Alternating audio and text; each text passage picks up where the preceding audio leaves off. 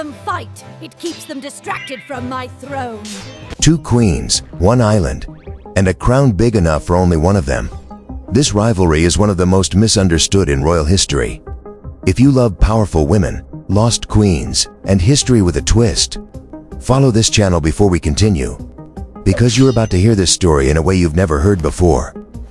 Elizabeth of England, sharp, cautious, born to fight for her throne. Mary of Scotland, bold, beautiful, born to take it. Europe saw Mary as the true heir. Elizabeth saw her as a threat.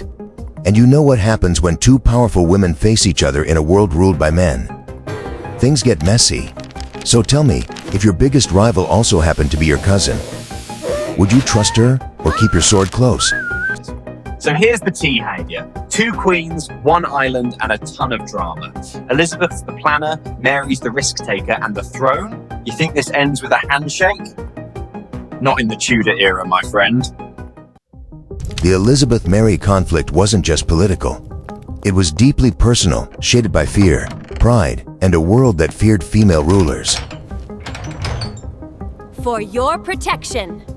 When Mary lost her throne in Scotland, she fled to England, begging Elizabeth for mercy. But instead of a warm welcome, she got a prison cell. 19 years in prison, that's how long Elizabeth kept her cousin safe. Safe from who, though? Plotting, hoping, and every rebellion, every whisper of conspiracy somehow led back to her name. But here's what history books rarely agree on. Some say Mary was a helpless prisoner. Others believe she played the game brilliantly, writing secret letters, charming allies, turning captivity into a throne in waiting. Historians are still divided. Was Mary a victim or a mastermind? We may never fully know.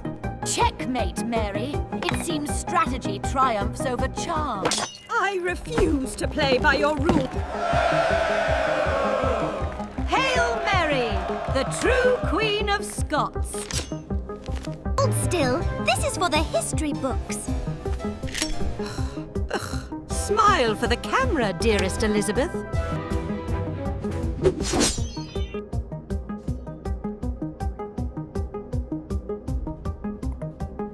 In 1586, one letter sealed both their fates. Mary's handwriting, agreeing to assassinate Elizabeth. Proof no one could deny. Elizabeth hesitated. Executing another queen meant breaking divine law. But doing nothing risked her crown and her life. So, she signed. And Mary, Queen of Scots, met her end under the blade. One letter changed everything. Mary's signature and Elizabeth's excuse. What's this? Maybe. But mostly, survival. History's full of killers who wrote with ink instead of blood. Witnesses said that before the axe fell, she whispered, "Into thy hands, O Lord." One queen's reign ended, and another queen's peace died with that. In many ways, both queens were victims of a patriarchal world. If they lived today, their story may have ended very differently. Elizabeth ruled for 45 more years. No husband. No heir. No equal.